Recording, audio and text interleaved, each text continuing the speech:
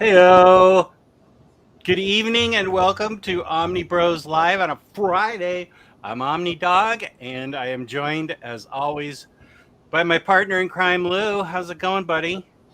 How's it going, man? Happy Friday, ladies and gentlemen. We have survived. We have made it through the week. It is Friday. We are here with you. If we are accompanying you on your drive home from work or whatever you're doing right now, we hope we bring you some entertainment as we kind of cruise on in to the weekend. Wow, well said. Thank That's you. impressive. Thank you. Thank you. Here's Jewish Dragons. Hello. Here's Hayden from the Bonnie land of Scotland. Welcome. I'll have to explain this guy's name to you with much love. I'll explain that in a second. Okay. Brian Twelvish is here. He was going to see Fantastic Four for the 5th time, but decided to stay home for this. Goodness. LFG. Okay. Yeah. I hope we don't let you down. If we're letting you down, tell us what we can kick up a notch and make better. Yes. And yeah, Chris Balga. Thank you, James. Chris Balga is coming. He's having a little trouble getting his children to bed. That happens. Given they're twins and 25 years old apiece, I actually don't see the problem. No, they're at like 8. He's going to be here as soon as he can, and I didn't tell him any pressure whatsoever. Yeah. I know how hard it is to get a child down. NFL dude. Oh, I put in the title life lessons because I didn't know what else to say. Hard life lesson. Generally, promotions and opportunities for furthering your career don't come to those who do the best work. They go to the people who are most visible. Interesting. That's true. Okay.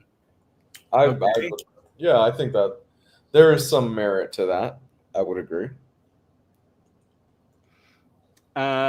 Much Love says, "Oh, sorry to hear that, man. I have definitely experienced that as well. Just keep being yourself and doing your best so you can be proud of the work you've done and the person you are." Okay.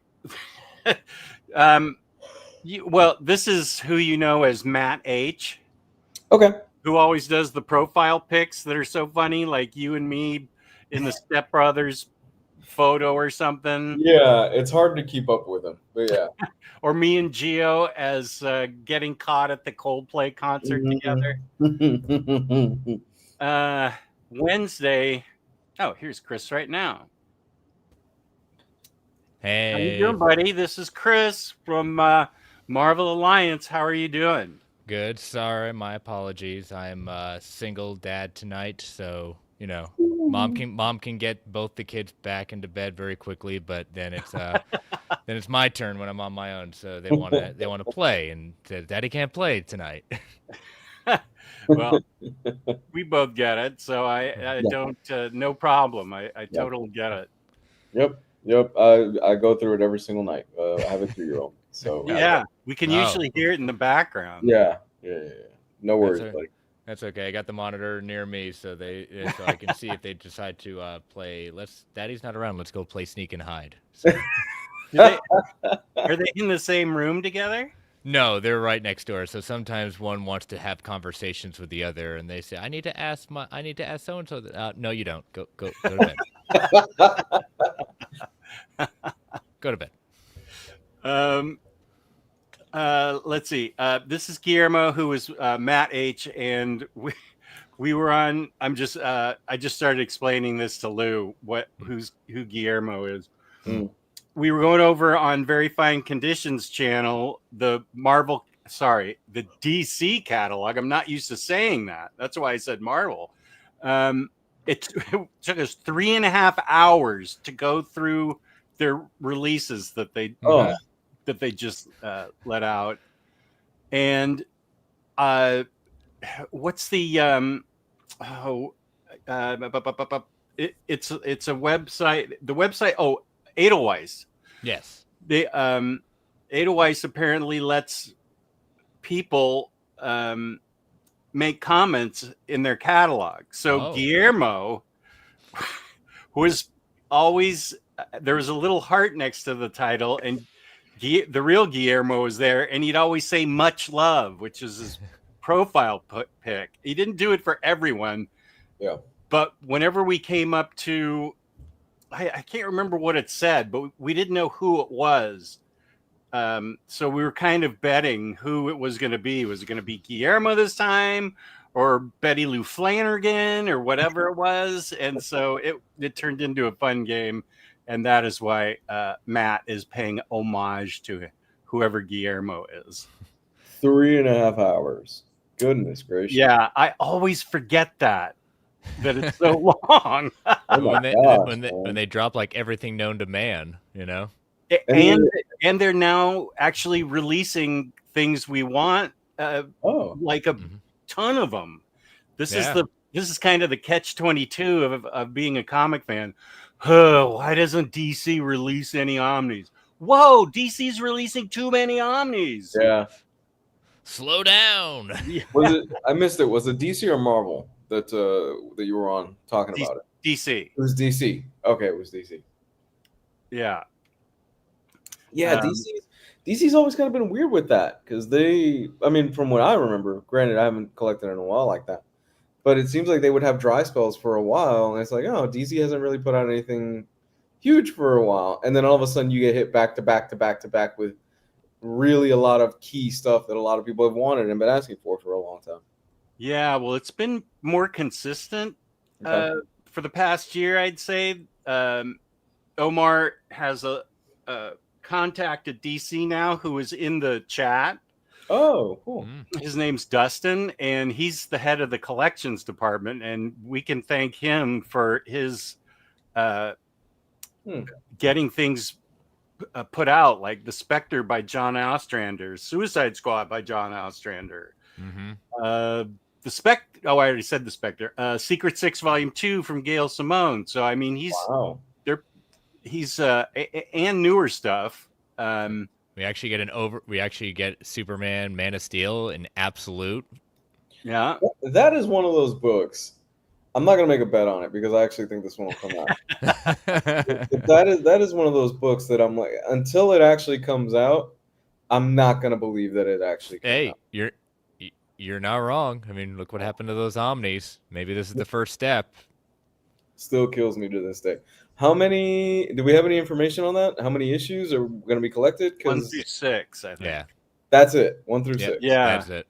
So I wonder if there are follow-up plans or if this is just testing the waters. I don't know.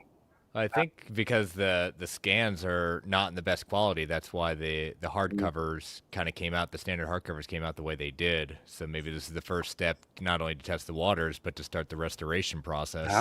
Okay, right. I forgot that they mentioned that Wednesday night as the reason. Right, because historically, an absolute, well, there's been exceptions to the rule, but most absolutes are kind of 1 through 10, smaller collected editions and stuff like that. We've had exceptions to the rule where we've had Absolute Sandman where it collects 20 issues and stuff like that, and they've spread them out over 4 or 5 issues. So I'm kind of wondering how they're going to tackle this, and if this is like you guys said, where, hey, we're going to test the waters out, we're going to see if there's any interest in fans, and then we'll kind of really crank it up for Volume 2 and see how many issues we could squeeze in there. Yeah. I don't know. Yeah, the restoration thing is a big deal. Are they recoloring? I don't know about that. Maybe the chat knows about that. I know they're trying to restore the initial inks in the book. I don't know about colors. Chat probably. And then the danger that you run into with this is, okay, let's say we do get let's say we get 2 of these. You're going to get diminishing returns you usually get diminishing returns after 2 or 3 of these. Would they have enough motivation to kind of complete the set?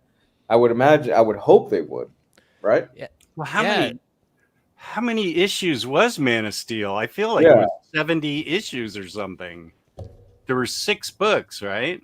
So 6 issues is really small considering. It is really thin, but maybe that's the only thing they have time for to get it out, restoring the inks. Because yeah, you'd need like 20 absolutes or 15 absolutes for that. Nobody's gonna keep up with that. I mean, you have Sandman. That's all collected in absolute. Preacher's all collected. You know, they're kind of collecting most of Snyder's run in absolute. Not everything, but most of it's getting close to absolute. But it's rare to do a series like that. You know? Yeah, and it's even rarer that you have a clear beginning, middle, and end, and it's a very long series. But I don't have 100% faith that they're going to complete the whole thing, because it's only 6 issues. Now, if you had told me, hey, they're knocking out 20 issues right off the bat, I'd be like, oh yeah, for sure, they're going to go ahead and finish this whole thing off. But 6 issues is like, well, it almost feels like they've got a little bit of cold feet on it. I mean, yeah, that is really thin. Yeah, I mean it's bigger than what was it, the Killing Joke year one? You know, I mean they had to fatten those up, so I'll be very curious to see, because they're promoting like lots of unseen extras that have never been put out before. So I mean that's what you're gonna have to pad it with. Yeah. Are we gonna have a year 1 situation where it's like, I've got the book twice and it's recolored, right? Wasn't that year 1 where it's the book twice, but one of them is recolored or something? Well, they're doing that with Absolute White Knight. Oh yeah, that's right. Yeah. I wonder if that except that's gonna be black and white and then color. So I think Killing Joke was like that, wasn't it? I don't own it. Killing Joke has the original and the recolor. Roland prefers the recolor. Frank really? Likes, yes, because that's what he wanted. Huh. I'm surprised. Okay. Good. AC saying no worries, Chris. Welcome to the fun. Thank you. Earth's Geo just saw Weapons 2 hours ago, and it was a 10 out of 10. Are you seeing that this weekend, Lou? I already saw it. I saw it last night. You did? Yeah. Way ahead of you. Way ahead of you. Yeah, my 14-year-old and we caught a 9 o'clock showing last night. Last night? Yeah. And how was it? Oh, it's awesome. Oh my God. I loved it. It's my favorite movie of the year. I freaking loved it. Is it as awesome as the amazing people at InStockTrades.com, where you can get your collected editions from 25 up to 60% off, sometimes even more in the sale little areas there that you can find? Don't forget your 2% loyalty discount. At the end of every month, we give away a free $50 gift card at IST, courtesy of IST. $50 or more gets you free shipping in the United States. Fabulous customer service, fabulous packaging. That's InStockTrades.com. Yeah. There we go. You know, I heard a story that, speaking of weapons, that originally Pedro Pascal was supposed to was signed on for it and was ready to go, but because of COVID, the strikes, everything like that, he had to bow out, and he had to recast everyone. Because is this weapons? Yeah, you're weapons. talking about? Yeah. He recast the whole thing because he built it around Pedro. Wow. And the fact that you still said it's awesome, you know, that's a good script. That's a good director. Oh man, yeah, no, it's so he was supposed to be Josh Brolin's character. Yeah, and Josh Brolin crushes it in this movie. He's so good in these types of roles. So good. He, I can't see, after watching it last night, I can't see Pedro. Because you get Pedro Pascal, you kind of get Pedro Pascal, and that is what it is. He's a great actor. I'm not taking anything against him. Mm-hmm. But Josh Brolin, to me, fits this role more of this father who his son is missing and just a broken dad. And he's like, I need to figure out what the hell happened and why my kid, along with 17 other kids, woke up in the middle of the night at 2:17 in the morning and just ran out the door and where they went. I mean, I'm definitely going to see it at some point. Probably won't be in theaters, probably when it hits streaming. But it kind of sounds a little like the movie Prisoners with Jake Gyllenhaal and Hugh Jackman playing basically a broken dad trying to get answers.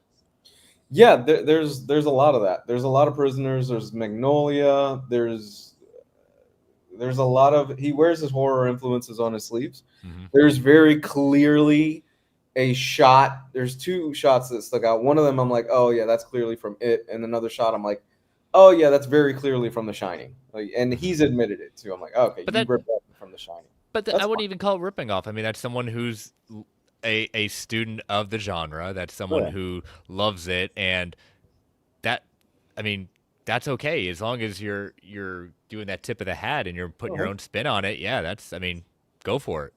I mean, hell, Tarantino made a career out of it. So. Yeah, there you go. Okay, and Bronze Age Batman 1 is happening. The one I've been waiting for 10 years. There you go, Jess. Yeah, that was the Jess omnibus. They're like, oh, wait, hold up the catalog. Let's put this one in for Jess. I was really blown away after running away from the imprint label at that point that they are diving right into and giving us 3 Omnis of Elseworlds. That one kind of really surprised me. One for Superman, one for Batman, and one for Justice League. Really? Go on. Yeah, and they're all volume 1, so they're committed. Those are the title that was released in thick trade paperback earlier. Yeah, they're putting a lot of those in these first volumes. Like in Batman, you're gonna have the Red Rain trilogy in it, Brotherhood of the Bat, Houdini. Superman, you've got Cal. You've Batman, you got Speeding Bullets. I'm excited about Justice League because there's one. I gotta look it up, but it's one of my favorite Elseworld stories, and it's never been collected. And I hold on to those single issues. Still just waiting one day, and I'll know when I see it because it was a crossover. It was a 2-parter with a Superboy annual. Okay, so yeah, it's called the Super 7. Part 1 was the Adventures of Superman annual number 6, and the follow-up was Superboy annual number 1. It was kind of a dystopian kind of future where the heroes lost badly, and this alien race kind of took over, and it's kind of the remnants of what's left and what happened to the heroes. So I'm really, really hoping that that volume 2 will finally collect that in an oversized format, because that's never been collected. I remember liking the Western one for Justice League. Yes. I can't think of the name, but that was collected just in the trades. So I was happy with that. No, nothing for me in there. No Joe Lansdale, Jonah Hex collected edition, anything like that. No, but I mean they are doing that Jonah Hex. That's the new 52, right? The Jonah Hex New 52. Okay. So that means it's possible that All-Star Western. All-Star Western was the New 52. I apologize. Jonah Hex came before that. So, I mean, that's a pretty big deal that they're omnibusing Jonah Hex. Yeah. So I would think they would go on, and they're printing just about anything that existed during New 52. So, which I think is actually good because I liked a lot of New 52, but I don't see why they wouldn't go back and put into Omniform all of the Joe Lansdale stuff.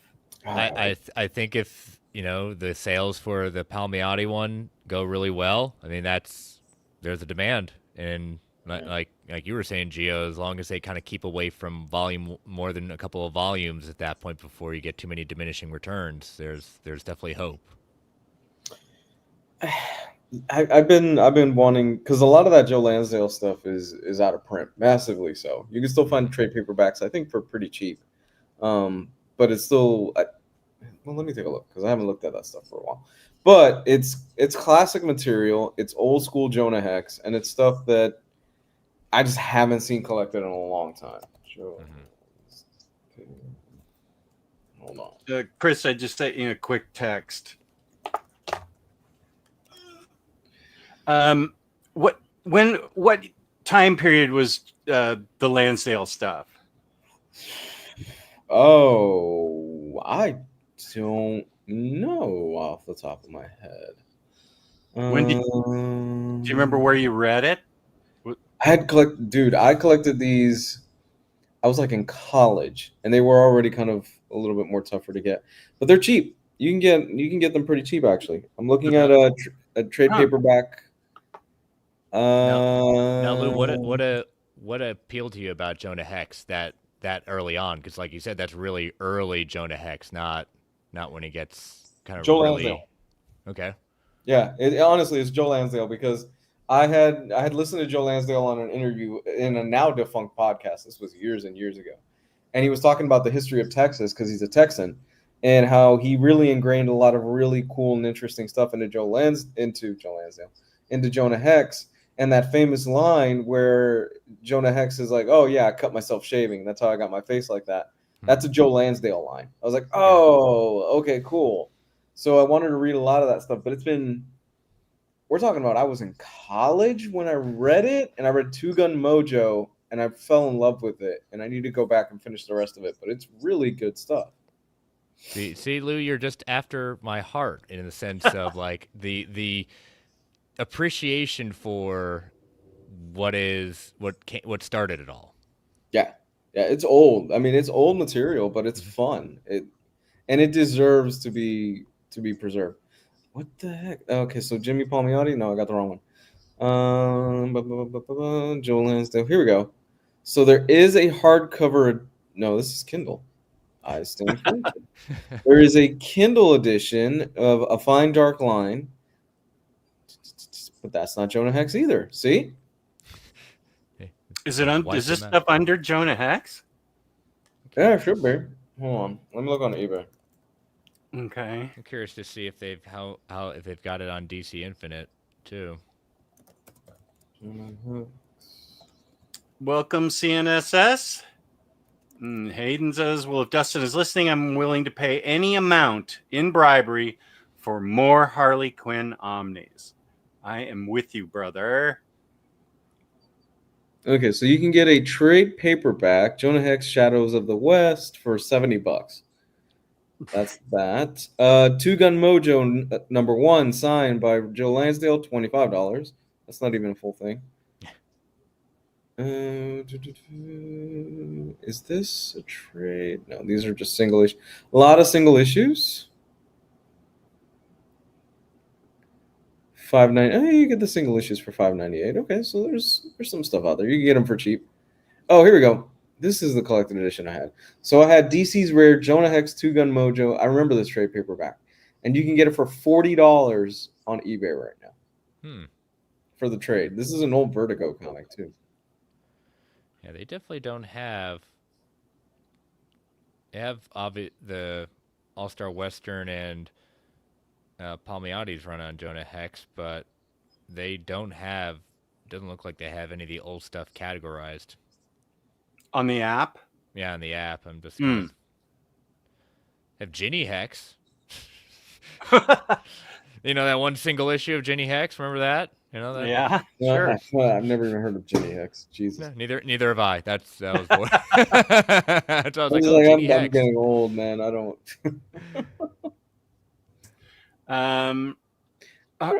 Harvey. Oh wait, we'll finish our Jonah Hex talk, and then I'll talk to you, Harvey. Has there been? Okay, so I'm trying to think. Has there been in the last few years a recent Jonah Hex ongoing? When was the last time we got an ongoing of Jonah Hex? Probably New 52. Yeah, I don't remember any Rebirth stuff. It's been that long? I mean, I'm trying to think of like anything outside of mainstream DC continuity. You know, like digging back Old West, a time period piece. Outside of JSA, I can't really think of one. I think in Batman universe from Bendis. He visits Jonah Hex Oh through no, time. Bendis. Batman does. But no, that I think that book's good. That's probably his best book. It is his best book at DC. That's a pretty low bar. Yeah. Batman universe was cool. I forget. He goes back in time. He goes through different time periods. I forget the reason why, but I think he goes back and chats with Jonah Hex and stuff for a few pages. But that's the last time I think I've seen Jonah Hex. I remember when they announced Bendis is going to DC, everyone was like, oh, awesome. Bendis is going to DC. 6 months later, oh, Bendis is in DC. This is not working out. What's he doing to my Superman? No. Why did he age up? Oh, God, don't do that. No. That was something that you and I were talking about in the break room, Jess, where it's like, why did he age up, John? Oh, I don't know. Yeah. And especially like how it happened and traumatizing. It was like, did he really need that? I mean, I wasn't expecting him to be happy-go-lucky necessarily, but man, come on. Oh, yeah. Bendis was probably like, well, you got to break their spirit at some point, guys. No, you don't. Well, we can, maybe they can still make stories of Super Sons. They should. Yeah. They really should, because Super Sons is delightful and fun. Tomasi wrote that, right? Yes, Tomasi and Gleason. Yeah. Wait, where is Super Sons?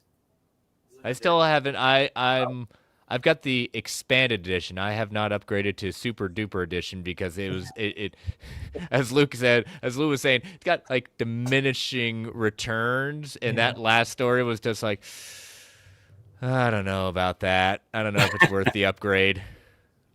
Every time I see it on sale on Amazon, it's like, do I really want to spend $50? No, I need to go lower. I have the original diet version where it's just the original stories, but I have the others in trade paperback. Right. They kind of give it the New Frontier treatment, where it's like, oh yeah, we're putting out the absolute New Frontier, and if you bought the first version, it's incomplete, so you had to buy the second version to actually get the complete version of New Frontier. One issue. Right. One issue. One issue. One issue. But guess what? They know we're collectors, and we're gonna look at our shelves and go, ah, shit, it's not really complete, is it? And the only reason I have resisted is because mine is signed by Darwin Cook, and I have no reason to upgrade. Oh, well, you could do what I did and buy the deluxe. I have the absolute and the deluxe. There you go, for that one issue. There you go. Yeah, the best I bought of both the deluxe for the one issue. You might have tempted me there, Jess. Yeah, that way you get everything. Boy, that's a real prize you've got. Something signed by Cook. That's amazing. Yeah, and I've got the at the same time I got him to sign my DVD copy of New Frontier. So Nice. Cool. yeah. Nice. Such a gem. And at the time, like still he was very popular, but no line.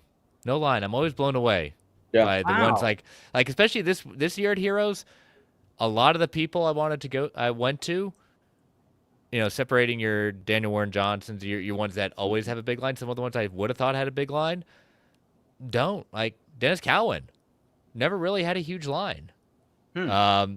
Jose Luis Garcia, no line. He was right next to Jenny Fields, but she had a huge line. Yeah. I brought a book for him to sign, and I was going to get it done Saturday. And I didn't feel well, so I was kind of bummed about that.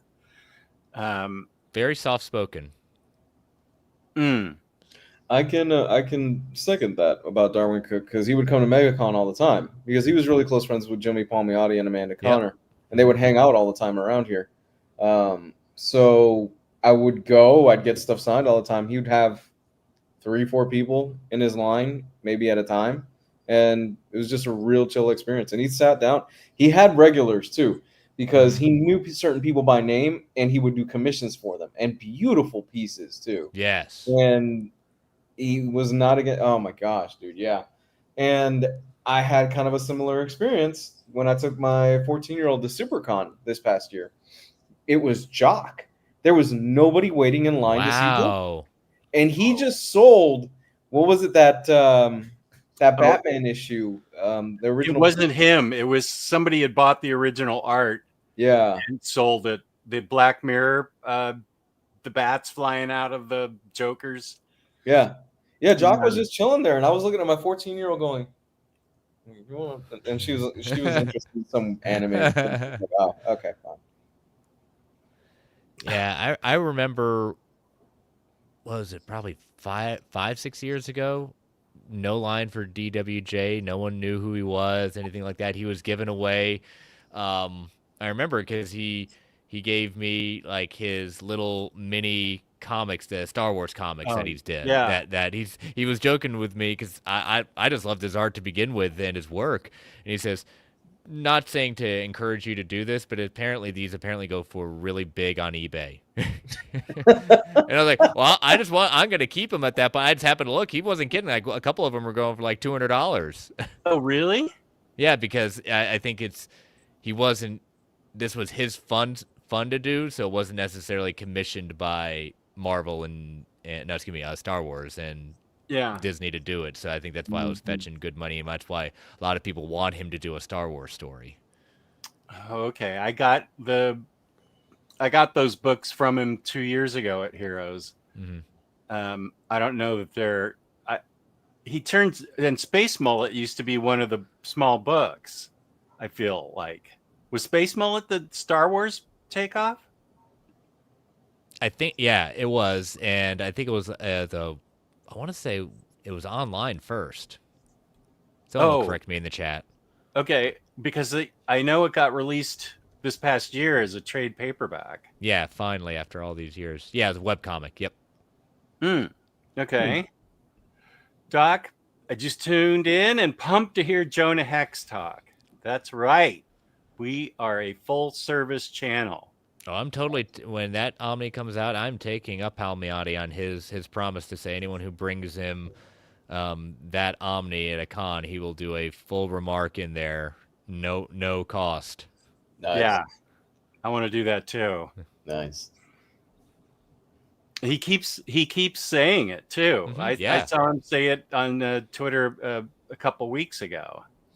Have you ever had Palmiotti on the show, Jess? On your show? Not yet, but it's kind of a funny thing that I saw him at Baltimore last year. Mm-hmm. And I handed him my card and said how much I love this, love that. And he wrote his email on it and handed it back to me. And I was like, oh, cool. I'll get you. I'll try and get you on the show. Great. And then before that, during like 2021, his assistant, the guy who was working for them at HeroesCon this year, was giving me the runaround. Just trying to, and I went right to Palmiotti himself, and he gave me his email address and said, sure. I'm so sorry I didn't follow up because I saw him and Amanda at HeroesCon this year. Yeah. And that same assistant was yeah, there. He's a gem. I had a similar experience a couple of years ago, and had Jimmy do the same thing. Give me his email for interviews. So yeah, and Jimmy even said to him, "Here, make sure you take care of OmniDog." And the guy's like, "Okay." And so 3 months ago, I'll take care of him. He's your Newman. Yeah, this is your new Newman. He is your new Newman. So I've sent in an email that they suggested, and he gave me a long list of things that I was to fill out, like how big's your channel and that. I'm like, we're not dealing with peons here. I'm just trying to get Jimmy on to talk about Harley meets Elvira. Let's go. It's not like I'm trying to get, Michael Allred on. Oh, I already have that. Oh, there you go. Name drop. Ding. Yeah, I didn't mean to do that, but I was trying to think of who had the biggest line at HeroesCon this year. I feel like he's being a jerk to be a jerk. Come on. I get it. It's Jimmy Palmiotti and stuff like that. What if Omar could get him on? Come on, like how high is the bar? You know, They asked him. Dynamite asked Omar to put Jimmy and Amanda on. Talk to him for like 5 minutes to promote the thing. Oh, okay. Yeah, You need to reach out to Dynamite, Jess. I need to reach out to Omar. Get Jimmy Palmy's email. Again, the one that I can't find now because I'm like, oh, the assistant's going to reach out to me. I'll take, like I said, he'll take care of you, Jess. He'll take care of you real good. See that he's got a special folder, the OmniDog emails. That's where they constantly go. Who would you interview if you could, just in the comic space, Jess, other than Jimmy Palmiotti? Because I know you want to get Jimmy Palmiotti on. Who would I interview? Wade. I don't really. The minister and I interviewed Wade. Oh, okay, cool. I don't know. I don't really like doing interviews anymore. It was more fun when I had the minister of comics and it was both of us. But I also had a good time with the all Reds, and that was just by myself, and that was just like a casual conversation practically. Maybe Jonathan Hickman. Oh, good. I saw him at Heroes 2 years ago. And talk about no line. I mean, they announced Jonathan Hickman will be signing books at Space blah blah blah, and it was at 5:00 Friday night. Everybody had already left, so I just went up to him with 3 other people, and I started talking to him. He was very nice and really well spoken, of course, and just a super nice guy. So I would like to I wouldn't mind interviewing him. Yeah, I was with you when you did that, and I love it where, because he was like this the year before. He has a table, nothing on it, no frills or anything. He'll just show up to his table, grab a cup, put the Heroes thing in there. Says, sign anything you want. Just give any sort of donation at that point, and that's cool. You took a picture of me and Jonathan Hickman. I remember that. He's nearby. I want to say he hails right now somewhere in South Carolina. So he's not. If he's still there, a couple of years ago, I want to say he lived in South Carolina. So that's really cool. He's a real chill guy. I still remember things like I don't do monthlies. Marvel pays me too much to do monthlies. So I said, you're doing them now with Spider-Man, but that's coming to an end. Oh, don't remind me. Oh my gosh, that's breaking my heart. I don't want to believe it will come to an end. Chris, what about you? Who'd you interview if you get a crack at it? I would love Tom Taylor. Oh, good choice. Yeah, very good choice. And when I did interviews for my old show, World's Finest, it always fascinated me when part of the beginning of the show would kind of go over the creator's history. And I always found it really interesting where your novelists, your playwrights, people who weren't ever at all connected into the industry, how strong, like when they do break in, like they have this other side of them that they can tap into something like Tom Taylor writes plays, children's television, all the stuff. Scott Snyder was novellas. And so I like Brad Meltzer with novels. Like, it's always interesting. I'm not saying that pure comic book writers are bad. It's just there's always something interesting about someone who doesn't originally hail from comic book writing. Yeah. So Tom Taylor would be on the top of my list. That's a good one. A really good one. How about you, Lou? Daniel Warren Johnson. That's a good one too. Such a sweetheart of a guy. The smile never leaves his face.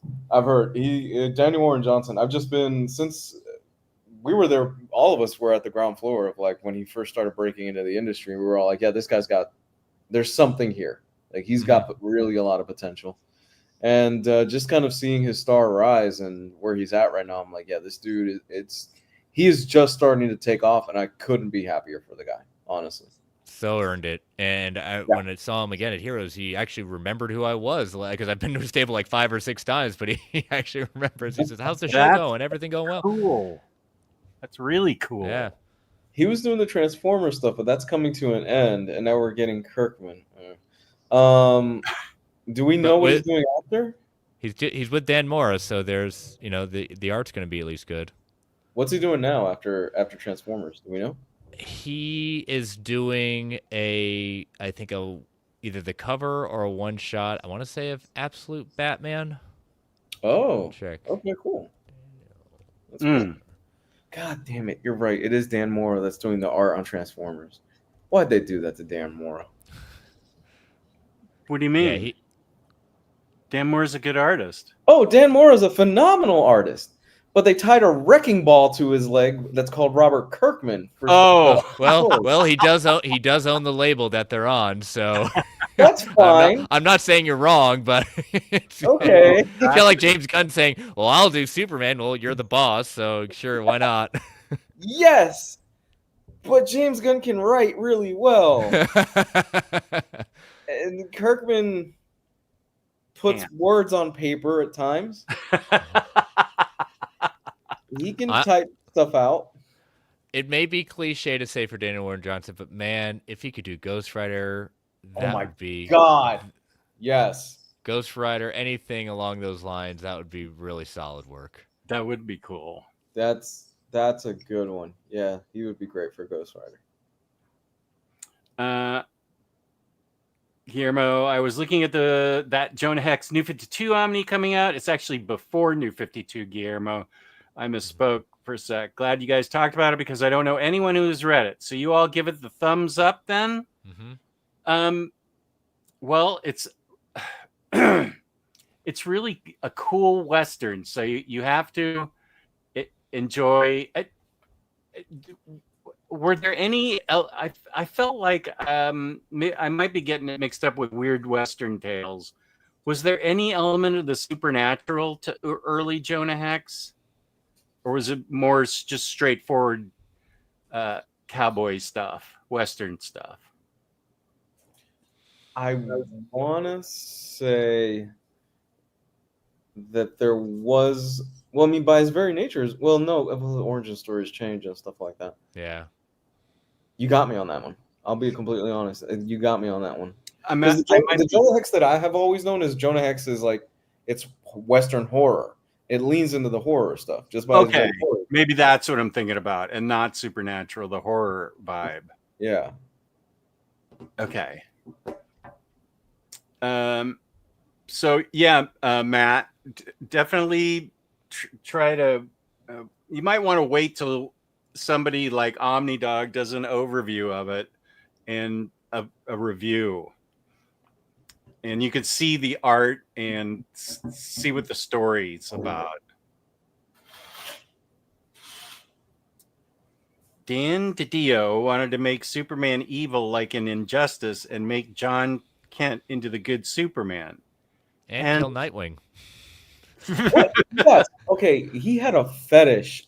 Because that's what it was. DiDio had a fetish during that time period with killing Nightwing for some reason.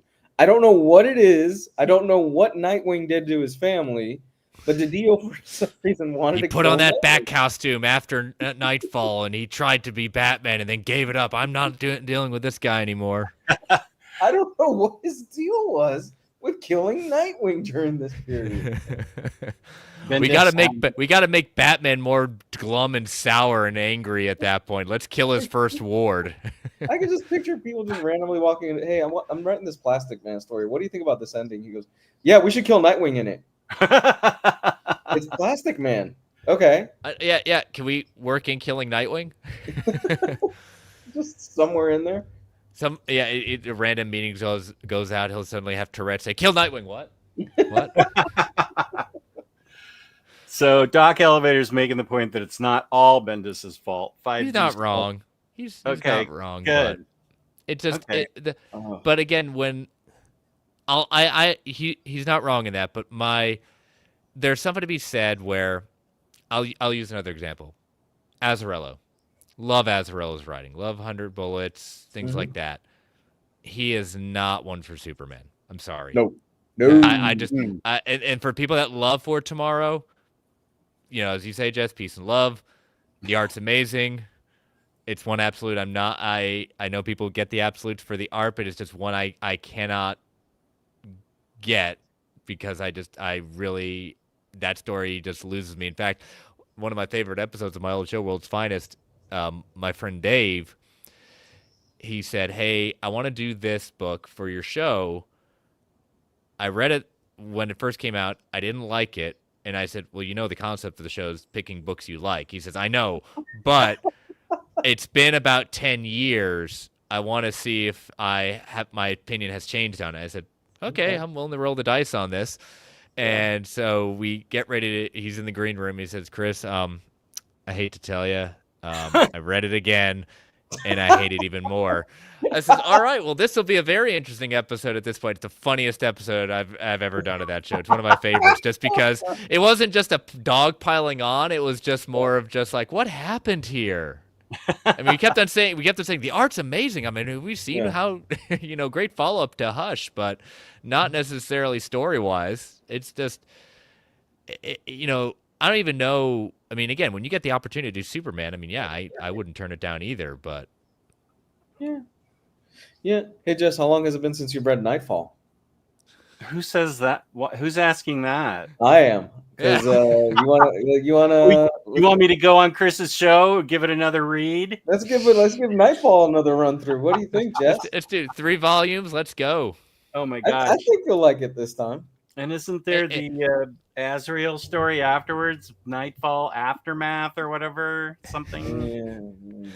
Hey, how about this? I'll get you the radio drama. It's actually pretty good. Is it really? Yeah, I probably wore my cassettes out of that radio drama. It even includes the whole Chandra solving part of Nightfall too. Huh. So I didn't even know there was a radio drama. That's cool. I think you can find it on YouTube for free. So. There you go, Jess. Don't even start with me. Come on. You don't even have to read. You can have it in the background.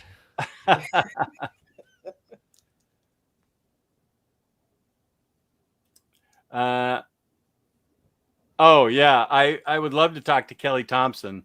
But she doesn't like to appear on the air, which is fine. But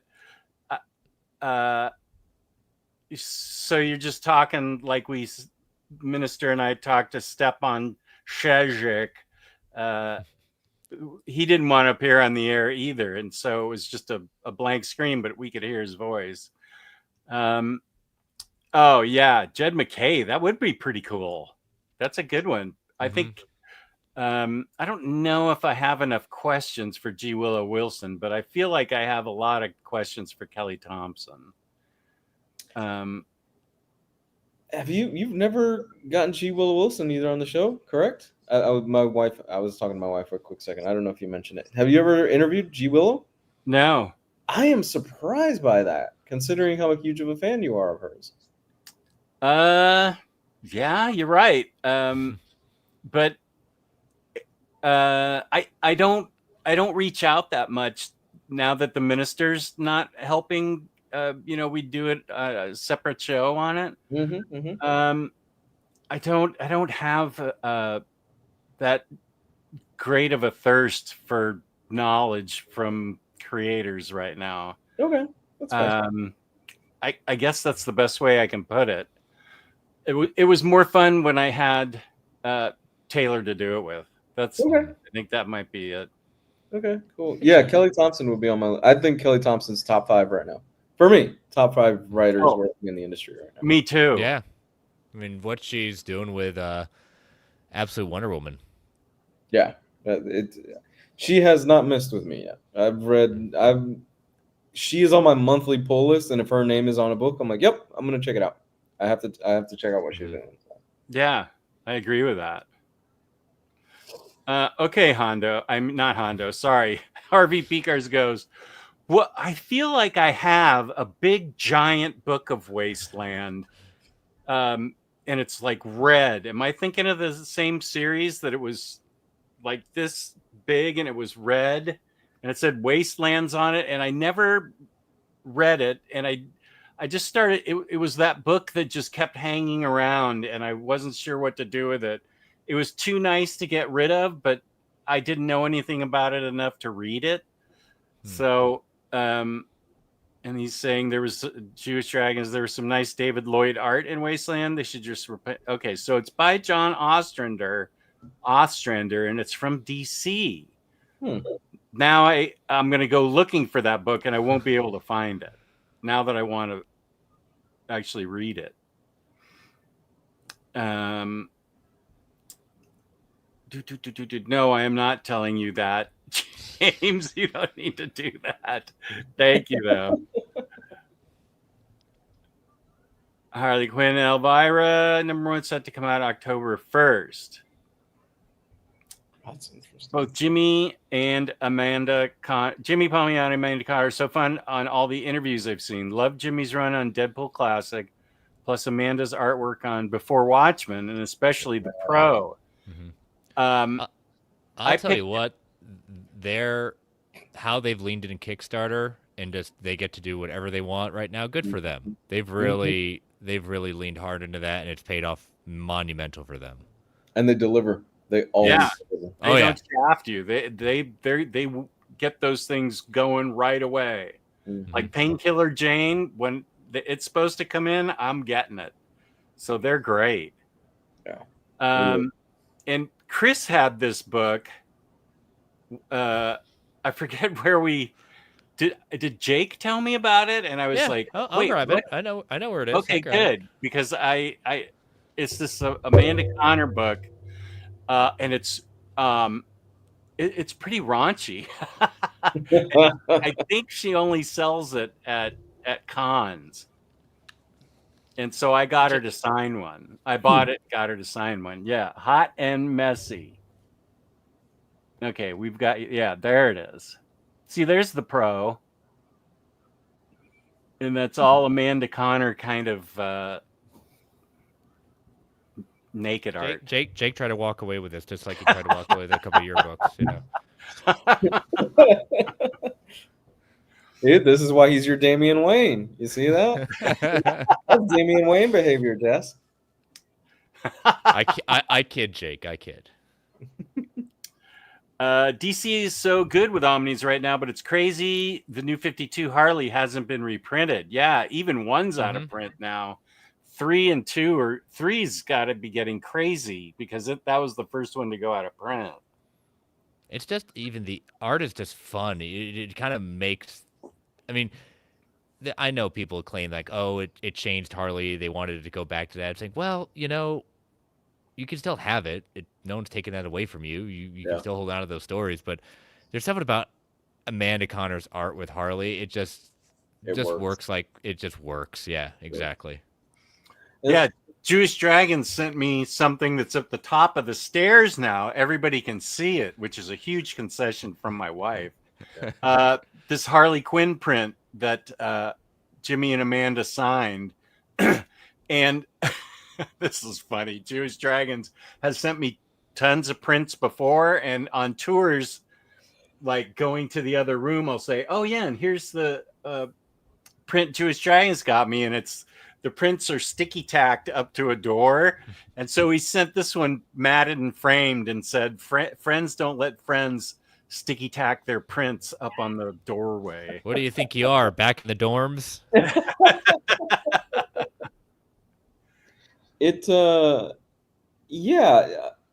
I agree with that. Kind of backtracking a little bit, but I agree with what you said that a lot of that older stuff of Harley's still there. You can go back and enjoy and read that stuff. It's not going anywhere. But it's a character that I'm glad they've kind of modernized the character a little bit more, and they've made her own thing. Because I think for years she was always attached to, oh, this is Joker's love interest, and it's kind of like a messed up relationship and stuff like that. And seeing the character over the past 15 years kind of break away from that and really make her own and become who she is as a character, and seeing the different interpretations, and I think it's been awesome. I think it's been great. I love it. That's good to hear. I, of course, agree with you. That's always it's always hard. Like, I don't like the phrase, like, who asked for this? Yeah. Okay, well, you didn't. That's fine. Someone did. It's kind of like my philosophy going into movies. I don't go into a movie saying, "Prove to me you're good." I go into a movie saying, "Prove to me you're bad." You know, Yeah. because there's gonna be good in something, and there's some things that just aren't gonna be my tempo. And Hmm. as we said, like, you don't like this version of Superman? Hey, guess what? There's 20 other versions you can pick from. You don't like this Harley? Yeah, there's a few other versions you can take. Yeah. That's true. I never understand the mindset of like I can't wait to watch this just so I could hate on it and like, be Yeah. angry about it. I gotta get them red eyes and Yeah. the clicks. Yeah, I don't. Okay, I mean, great for you, I guess, but I want to spend my money and time on stuff that I really enjoy, not stuff that I don't like. I learned that the hard way with widening gyre. And I think to your point, Lou, that Harley was a character. She was kind of a one note character with Joker in the animated series, and then the things that followed. And you can't. I don't think you can do it with any other DC character to give him that much of a makeover and have it be really funny and work. I mean, you can't make over Batman or Supergirl or a Superman, stuff like that. You can't give them the makeover that they gave Harley, but she was the one character that was really able to be sort of switched around, or given her a different background, or bouncing off her former background and making a new different life for herself that was just super fun and funny. I really dug the heck out of it. Jumping off a little bit of what you said, Supergirl, because the only I'll be honest, Supergirl is a huge hole in what I've read.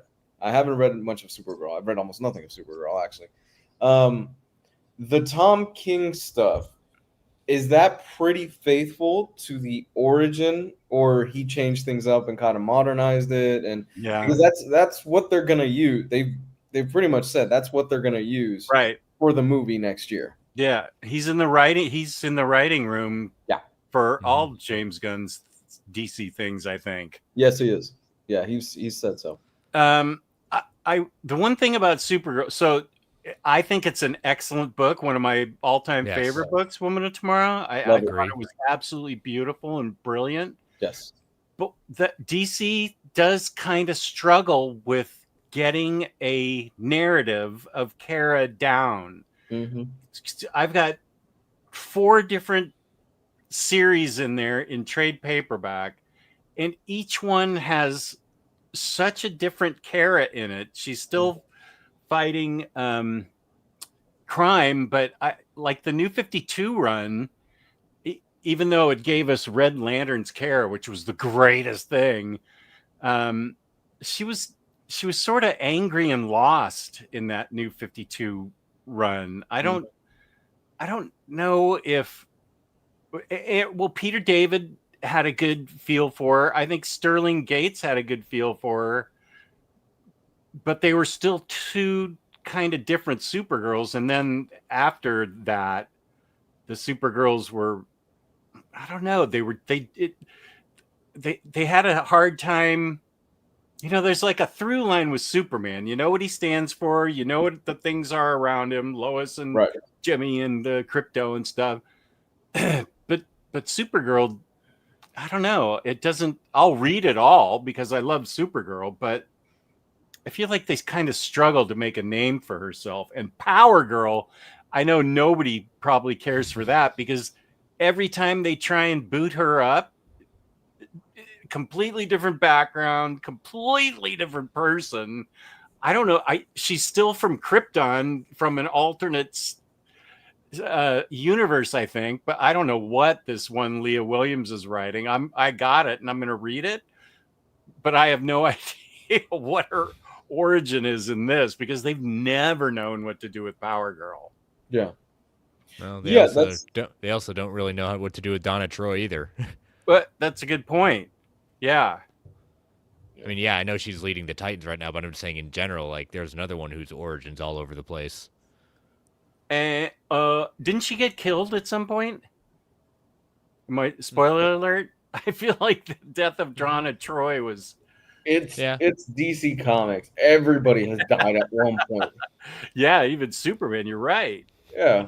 I mean, Hawk Girl and Hawkman have a punch card, and they die one more time, they get a free ice cream sundae. You know, I will say that most recent Hawkman with Robert Venditti writing it, that was really good. I was sold on that version of Hawkman. That was interesting. I'm gonna bring up Jessamendation that you said I needed to start because I did start it, and you are correct, as you usually are with this stuff. Yay. Ryan North's Fantastic Four. I've only read the first issue, but wow, does he got the voice of Thing down pat. Yeah. That first issue, because I was trying to squeeze it in before we started the show tonight, along with Absolute Martian Manhunter. That first issue, right off the rip, I'm like, oh, you understand this. You understand the character of the Thing really well. So that first issue is basically him just hanging out with Alicia on a date, and they get trapped in a time warp. And I'm like, oh, this is really fun. It's not Hickman, at least not yet. It's only one issue in. But it's a lot of fun. It's got the right spirit, and they drop a bomb on you at the end of the first issue where there's a revelation of why people are not fans of the Fantastic Four at the moment, at least in this particular run. And you get to that last issue and you see what happened, and you go, that's a really good hook. What happened here? So I'm really excited to continue it. First of all, everybody out there should probably just wait for the omnibus. I bought the fifth trade, so that's a guarantee. It's getting an omnibus. You're welcome. We appreciate your sacrifice for all of us. Thank you, Jess. But it gives Alicia Masters. I'm not going to spoil anything ahead, but all 5 trade paperbacks are just as great. All 5 of them are. That's a book along with Birds of Prey and something else that I just read. I read them immediately when they come in. And Alicia Masters, she may have had more agency in the past, but I've never seen as much strong personal. A strong female protagonist. Alicia was always kind of window dressing. I felt like just somebody eye candy. Wrong thing to say about Alicia. Sorry, arm candy. But here she's like almost the 5th member of the Fantastic Four. She contributes throughout the whole thing, and I thought that was really cool that he picked up on Alicia and made her such a great character. Okay, cool. Yeah, I like the dynamic. I like the relationship. He's writing it as if they're a real couple. I really like. Again, this is only one issue, so, but I like where it's going, and I'm really curious if he writes the rest of the family the same way like he writes the Thing. Because again, super impressed by the first issue. It felt like almost an old school Fantastic Four comic book. Because I think what's happened, at least for me, since Hickman is, a lot of people will try to ape Hickman a little bit, where it's like we have to go big, has to be huge, has to be massively cosmic, has to be just First mistake. Yeah, has to be this really thought out, intricate, long. Dude, you can write the Fantastic Four, and it could just be these one-off fun issues, and then you could tie in the greater stories into the ending of it, like this did. But a lot of those classic Fantastic Four issues were just that. They were one-off issues. They were 2 issues and stuff like that. The first appearance of Galactus is what, 2-3 issues, if that? Yeah, it's like one of the first kind of like 3-parters, like a continuation. Yeah. You can have the Fantastic Four fight Diablo for 1 issue, and it's like, all right, we're done with Diablo. Fucking hell. it's okay to go back a little bit and scale it back a little bit, and it's fun. Yeah, and I think Ryan North. I'm not saying I'm going to read Unbeatable Squirrel Girl this year or even next year. Are. But Ryan North wrote Squirrel Girl, and I have to revisit that because I didn't dig the first hardcover that I have, but I love the sense of humor and the kind of there's it's really heartfelt. He really loves the Fantastic Four, I feel like, and he has them doing different things that I've seen them do before, and they're kind of all one shots. Maybe there's a two-parter in there, but it's got an awful lot of heart, and it's funny and it's dramatic. And that first issue, when I got to not the part where they were talking about why the Fantastic Four wasn't loved, but the cause of the time loop. Yes, beautiful. Yeah, I got choked up at that. Yes, when they showed what was going to happen, I really got choked up at that. I thought that was really good writing. And again, one issue, and really one issue, and he tells a beginning, middle, and an ending to a story in this. And yeah, he throws the hook in at the very end because he's got to, but somebody could pick up this one issue and go, that was great. I don't really necessarily need to read anything else. I got a full, complete story in this. Yeah. And you're right.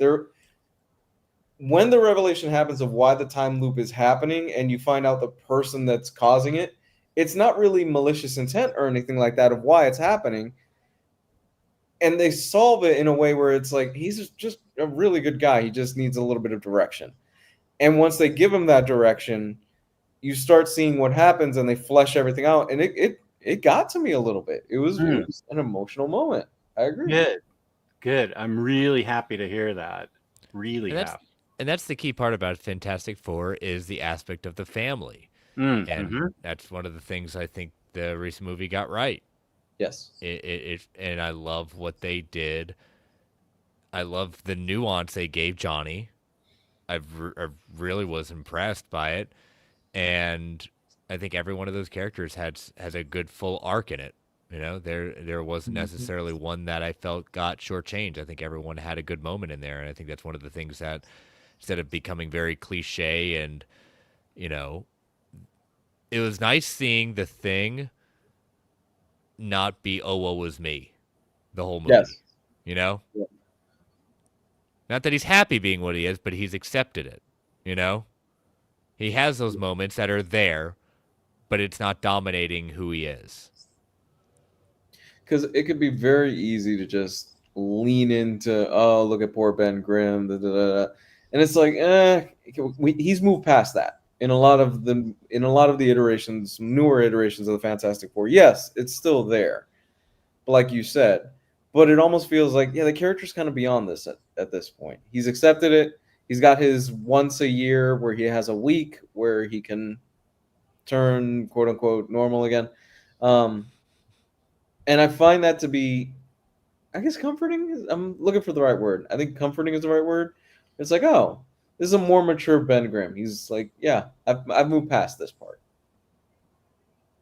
I still haven't seen the movie. I know I have to. Yeah. I'm surprised. You'll like it, Jess. Yeah, we gave you no spoilers. You know. Yeah, no, not at all. I appreciate that.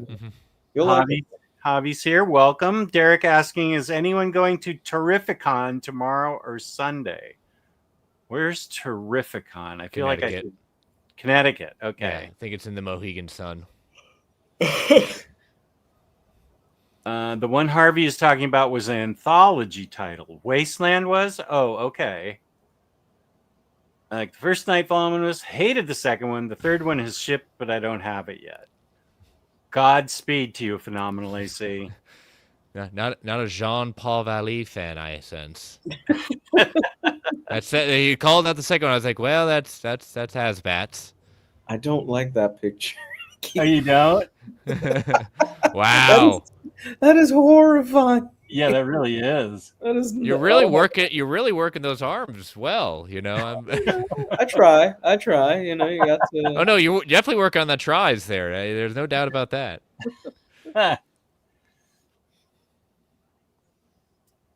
Well, I'm in the middle of Teeny Howard's run, and I know it's gotten shit, but I'm actually enjoying Harley Quinn by Teeny Howard.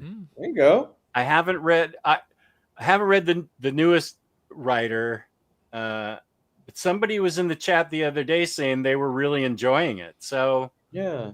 I will look for reasons to love it. That's going to be a pull quote on the back of that.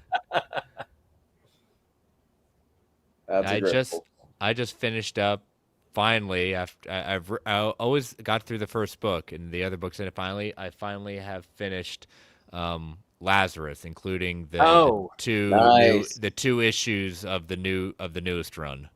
Nice. So really enjoyed it. Absolutely, really enjoyed it. The newest nothing. Yeah, it's continuing on. I think he's got 3 more acts with this one. Rucka was very specific. Said, write this first part, gonna go on a break, write the next part, go on a break, write the next part, and then we'll talk about a hardbound again, and then I'm done. And then and then it's over. Okay, then it's over. Yeah. What a fleshed out universe that is, and thought out. I mean, even just some of the turns, like some of the things I think I'm expecting, and I was like, "Whoa, okay, we're going here." Yeah. That is. I think that was years ago when the book was more consistent. That was one of our book picks of the year, Jess. Like when we're pre-pandemic though. Yeah. We were very much big fans of that book. I am continuing reading Martian Manhunter, Absolute Martian Manhunter. And I want to hear your take.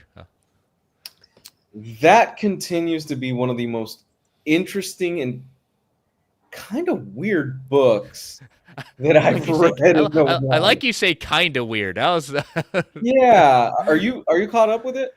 I am. I love the art.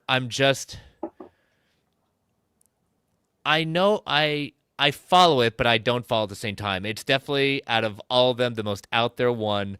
Yes. It's more of I call it the Howard Stern effect, in the sense of, if you hate it, you keep reading it because you want to see what happens next. And if you like it, you still listen to it because you want to see what happens next. I don't hate it. I don't dislike it. I'm just very curious to see what this is going, because I like how everything in the Absolute universe is, right now very self-contained. I mean, we know right now Batman and Wonder Woman are going to cross over at some point. They're going to meet. But Martian Manhunter, that story is so far out, not connected in so much. I'm just like, okay, how is this gonna get into play? Who's writing it? Who's writing it? Dennis Camp. Oh, okay. It feels like an Image book. It doesn't feel like it belongs to DC. It feels like something you would see at Image, or maybe even something less than another imprint other than Image. I like the fact that we have a clear-cut villain with the White Martian. I love that concept, and I think it's really fascinating, and how the character is influencing the minds of all the people that are in this city. And we're seeing, so the big hook of this is that John Jones is two different people in this. It's the human, and the Martian has basically invaded the human's body, and is almost like a buddy cop situation where they're trying to figure out what the hell is the deal with this White Martian, and why is he slowly destroying this city, and how can we stop it? It's also, and I might stop me if you think I'm reading too much into it, it seems like it's a lot of social commentary for a lot of what's going on right now in the world, and he is not burying it almost at all. No, he's pretty in your face. You're spot on there, Lou. Yeah, there's a lot of social commentary, but he's also trying to tell this story about a man who's obsessed with his work and how he's trying to help so many people, but it's actually destroying his own marriage in the process. There's a lot going on in this book, and there's only 5 issues in it. It's also weird as hell. Yeah, it's very trippy. And I think that's why it divides so many people, because they can't.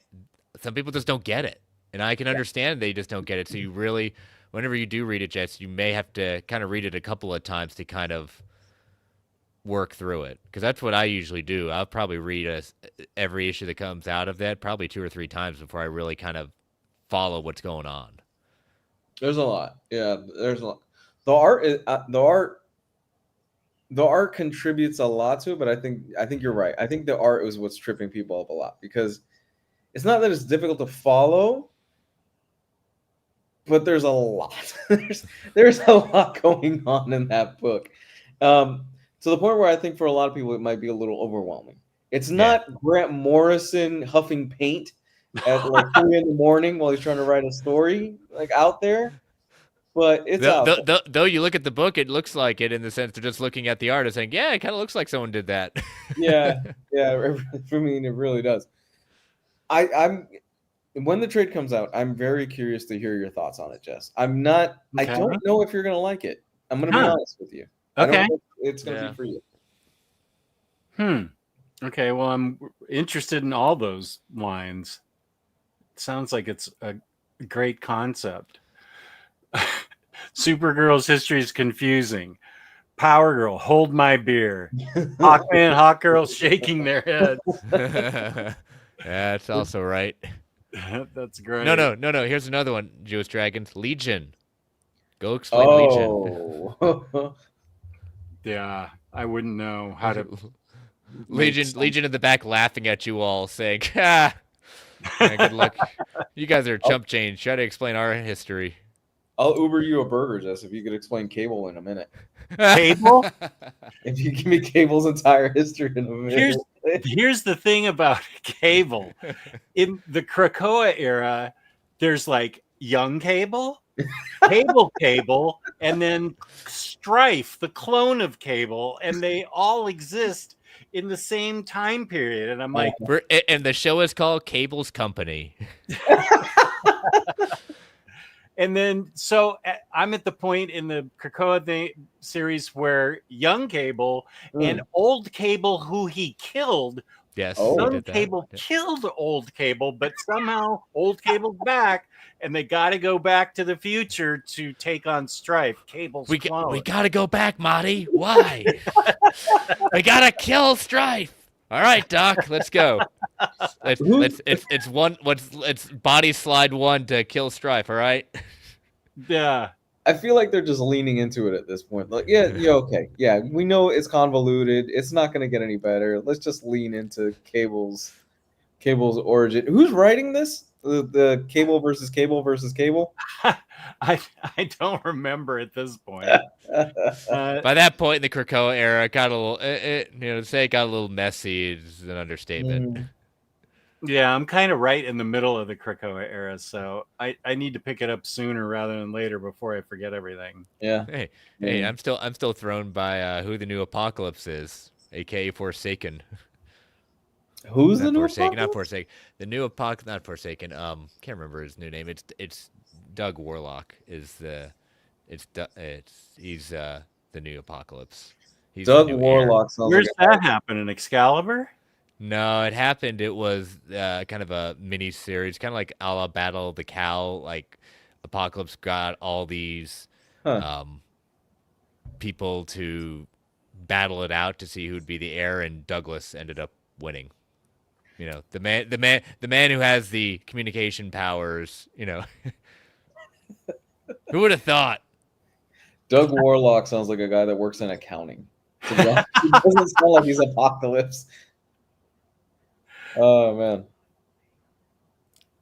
Yes, she died. That was the reason for the Return of Donna Troy miniseries. Thank you, Derek. She didn't really die as long as we remembered her, you know? There you go. I like that. Nice. Right? Just who is... That's me as Jonah Hex. That's kind of creepy. Wow, that Yeah, is. That's a face for radio there. Jess, who is one DC character that's been around since the Silver Bronze Age that you think is actually at its best version right now? Every DC character possible. All of the DC characters are being written much better than I ever would have thought. Even Swamp Thing? Well, I haven't read Rom V's Swamp Thing, but I heard that it's an interesting concept. It is interesting. That's good. It's interesting. I understood what he was doing. I wouldn't say I disagree with it, but it brought something different. So, I appreciate that. Yeah. Okay. So pretty much everybody, I think. I think I've found Batman to be in more interesting situations and coming up with more clever ideas to get out of said situations. Superman Warworld saga, that might be one of my all-time favorite Superman stories, and Philip Kennedy Johnson really knows how to write Superman. So, I mean, I'll just highlight those two. And he brought me back from really, I mean, I know by that point Tom Taylor had already had John Kent, but Philip Kennedy Johnson washed the nasty taste out of my mouth. Not to, I love Bendis, but that's not for Superman. Yeah. That was the first time I really enjoyed Clark being Superman again. In Warworld? Yeah, that whole Warworld saga. It was just like, thank you. I love John Kent, but it's good to feel like I can read a Clark Kent Superman book and really look forward to it. That decision to put Bendis on Superman was always super weird to me. I never understood why they thought that would be a good fit. I would think, you put him on The Question. You put him on Batman or something like that. But Superman just seemed like an odd fit for me. I thought he asked for it. I thought so too. Is that why he got it? Okay. Yeah. That makes sense. I'm going to ruin Superman for a few years. That's exactly what happened. I got you now. Check's been cashed. Fun time. Age up John. Yeah. I'm curious how that meeting went. We're like, all right, Bendis, we got a bunch of these characters. We got The Question.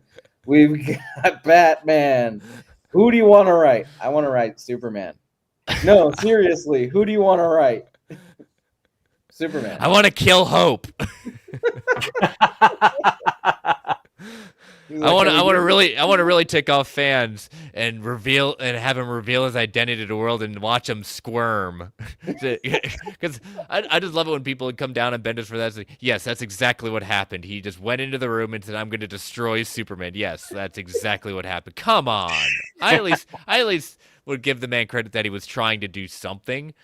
I don't agree with what he was doing, but I don't think he came there saying, "I want to destroy what was done." I would agree with that. It's just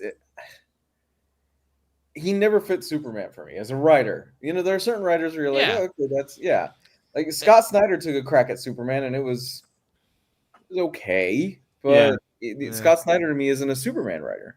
But to your point, it's what he's done until that point. Yeah. I think the only way. But even then at Marvel, it was more. He did more of the team stuff, and he does a lot. He does a lot of walking and talking. And I'm not saying Superman doesn't have good dialogue, but it's not necessarily known for long exposition. And I think that also struck people like that's not Superman. Superman doesn't he has good moments, but it's not like the whole book where we're talking. Yeah. I mean, go back and read some of those early Ultimate Spider-Man stuff. It's like you turn the page and it's word balloon, word balloon, word balloon, word balloon, word balloon, word balloon. Like, oh my gosh. And Okay. I adore Ultimate Spider-Man, but it's if that was saying, oh, he did that character, that's Marvel's pinnacle, he could do this one. It's like, hmm, that's an adolescent, borderline college age student. We're talking Mhm. about you know, the history with this character is the voice a little different. Yeah, I So agree.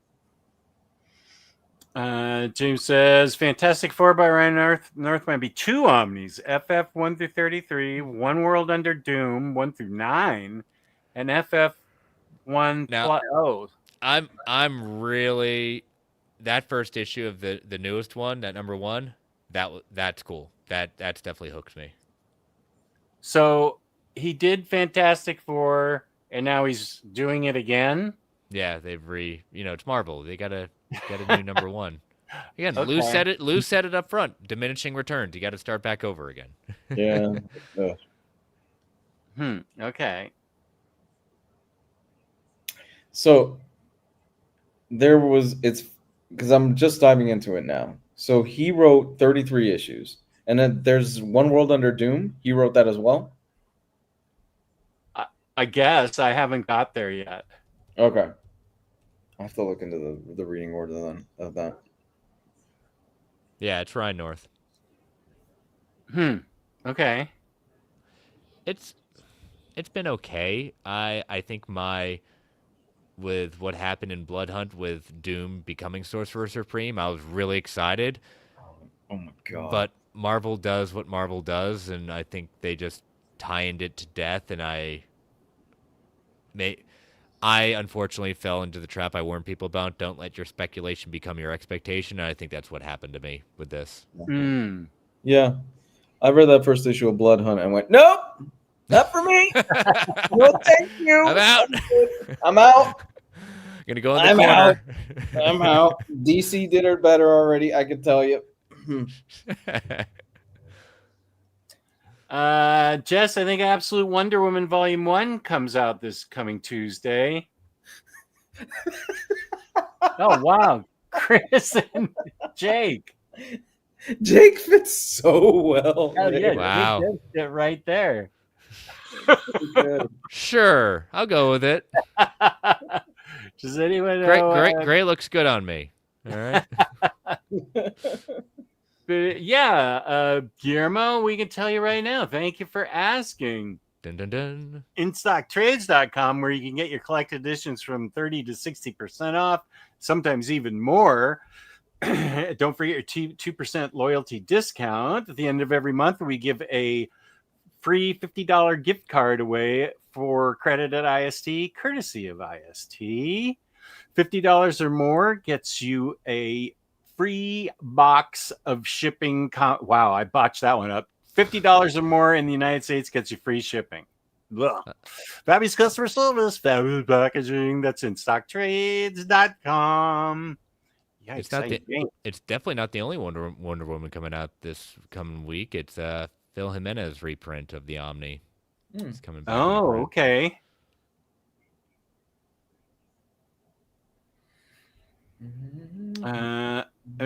Absolute Martian Manhunter seems a bit like old school pre-Vertigo title, like Morrison Doom Patrol, late 80s Dr. Fate, or a Young Animal title. Young Animal is a good fit. Yeah. Okay. Yeah.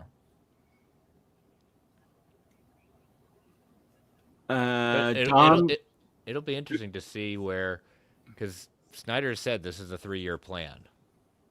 Okay. So he's got an end in mind. Absolute Batman is one of those books where I still don't know how I feel about it. I read it every month, but I don't know how I feel about it. I'm like, so that's your Howard Stern effect, 100%. Yeah, that's the book where I go, okay, Joker's covered in baby's fetus. Okay, weird, but all right, I'm in. All right. I like seeing Batman drop kick a purple Twi'lek baby, Oh yeah. Oh, who doesn't? Yeah, if I could put that in every single issue, I would. Jeez. That's how I would end all my issues if I was writing Batman. Just from nowhere. Alfred, bring me the baby. You did well today, sir. Went a little further than yesterday. Got to fall next time. Laces out, sir. Laces out. Okay, so you have not read Absolute Batman yet, right? Just because they haven't collected it. Right, they have. I just ordered it. First Yeah, I volume. just ordered it this past Tuesday. You have homework.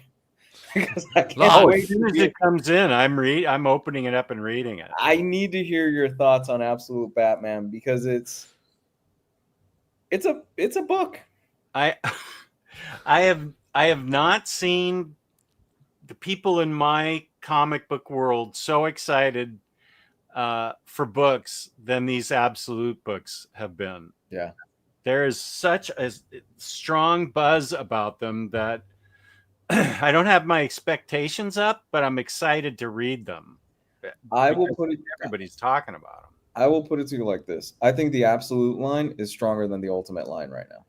Oh, hands down. Yeah, I think Absolute. Co-sign. Yeah, all the Absolute titles are great. You will not miss by picking up one Absolute title. Whereas the Ultimate line are kind of back to, well, Spider-Man's great. I know, yeah. What are some of the other titles in the Ultimate? I forget now. Black Panther. Right, which read the first 3 issues of that. I was like, oh, okay. Yeah, you haven't missed much. Yeah. Ultimate Wolverine, you could skip that because that is not. I don't think that's good at all, honestly. I gave that about 4 issues, and I'm like, this is not going anywhere. Wow, you gave it 4 issues? I gave it like... I wanted to give it a fair shake. I really did. I gave it 4 issues, and I'm like, Wolverine's not even a character in this. Like, you are doing nothing. That. He's doing nothing with it. He is doing nothing with the concept of Wolverine being the Winter Soldier. I'm like, okay, that's an interesting concept. Did nothing with it for 4 issues. So I'm not reading it anymore. I refuse to do it. I've heard Ultimates is okay. I haven't read it. I've heard Peach Momoko's X-Men. I need to read it. I've heard mixed things. It wasn't my X-Men, so I just stay away from it after I gave it a shot. I was just like, I'm not going to be like the rest of them. Oh, this is the worst title. No, it's just not the X-Men you wanted. That's basically what it is. Yeah. Which is fine. Let's see. Dom did an awesome interview with PKJ. I can't wait to get that PKJ Superman omnibus. Oh, it's very beautiful. That cover, the cover alone. Oh yeah. The whole War World diagram as the under the dust jacket. Yeah, that's beautiful. Green Arrow's been done better than the most recent All-In run, in my humble opinion. But Bacato says Green Arrow has been great since Condon took over. I was a huge fan of that Texas Blood. Me too. And he's about as close to Grell Arrow as we have seen in a long time. He's definitely taking rip from the headlines ideas. I will give you that. Oh, he dropped off before he started on it. Okay. But Chris Condon, okay.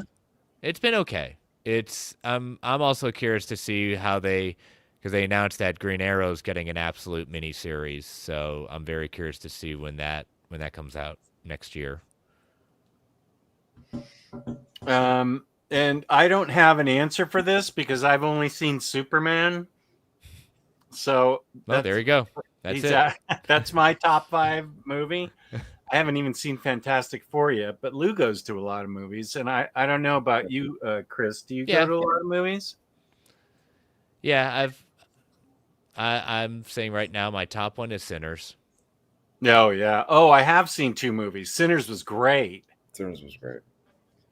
I don't really have a solid. I mean, if I'm rattling it off real quick, I could give you Weapons as my number 1, Sinners, Superman. Companion would probably be number 4 because I really love the hell out of Companion. And I'd have to look at a list. I'd have to look at all the stuff that I've seen. What's Companion about? Is it a horror movie? I can't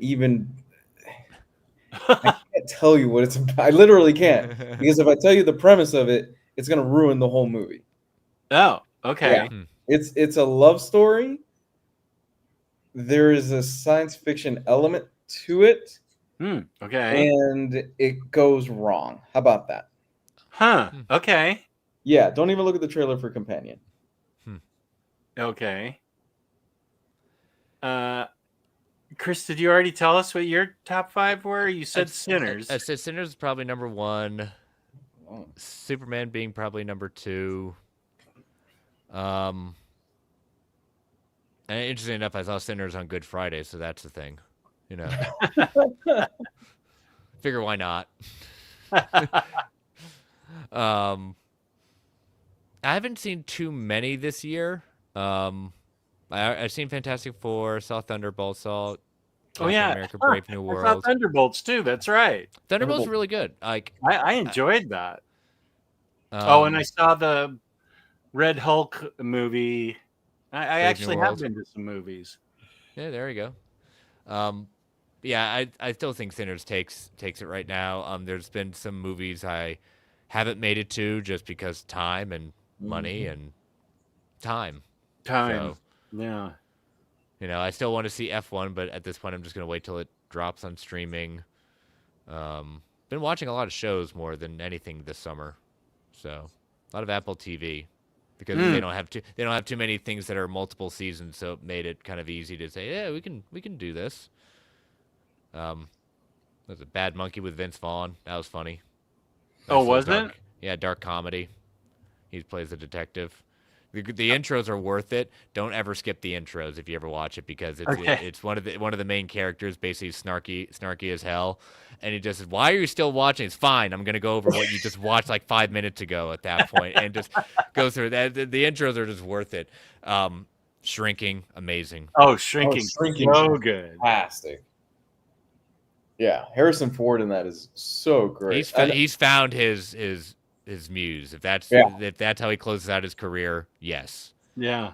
I'm so happy they're bringing Michael J. Fox on for the next season. I forgot about that. You're right. Yeah, I'm really happy about that. Huh. I didn't know that. Yeah, he's I don't know if he's going to be just a guest role or if he's going to be a season regular, but he's apparently going to be speaking. He's going to have a relationship with Harrison Ford's character, which makes sense because Michael J. Fox has Parkinson's and Harrison Ford's character, that's what he has in the show. That's great. That speech at the end, man, I was in tears when he gave that speech. It's so good. Wait, we're talking about Harrison Ford at the end of Shrinking? Yep. The last episode of the last season. Where did he give his? Was it in his house? Yeah. It was at a party. They get together. Can't remember if it was the wedding. Was it the wedding? No, it wasn't the wedding. I'm getting that. Was it Thanksgiving? I don't remember. Oh, I think it might have been. Yeah. And so I'll have to go back and see that because I can't remember it. And if it made that much of an impact on you, I really need to see it again. You need to watch Strange New Worlds. Oh, yes. Oh, Jazz. I know. You need to watch Strange New Worlds. I know. You'll love it. I gotta get going though, guys. So I'm gonna bow out. Okay, Chris, would you like to tell us where you can be found on the internet? Yes, you can find me on all the socials at Chris Balga. You can catch me every Thursday night on the Geekverse Podcast YouTube channel for Marvel Alliance at 9:10 Eastern Standard Time. This week we broke down all 4 episodes of Eyes of Wakanda, broke down a lot of the quote-unquote leaked set photos of Spider-Man. You know, don't tell me those aren't controlled leaks on that one. And every Saturday on the Brave and the Boys YouTube channel for the now panel-bound Comics Weekly Buyer's Guide at 4 p.m. Eastern Standard Time. So, as always, thank you for having me on, guys. A lot of fun. Yeah, thank you to the audience. Wait, here's one more for us to look at. Is that the 3 of us? Aw, that actually looks really good. There we go. That does look really good.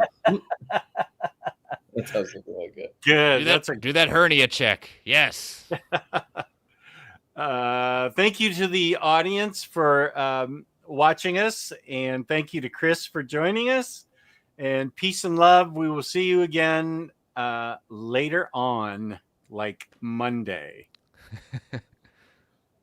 Oh, I have a show tomorrow at 8 p.m. Saturdays in the back. Oh yeah, I got that too. Yeah, with OmniBro and Cliff on Comics, and Ooh. we'll see who else is able to join from OmniBro's universe. Okay, peace and love. Thank you so much for watching, and I will sign us off with this.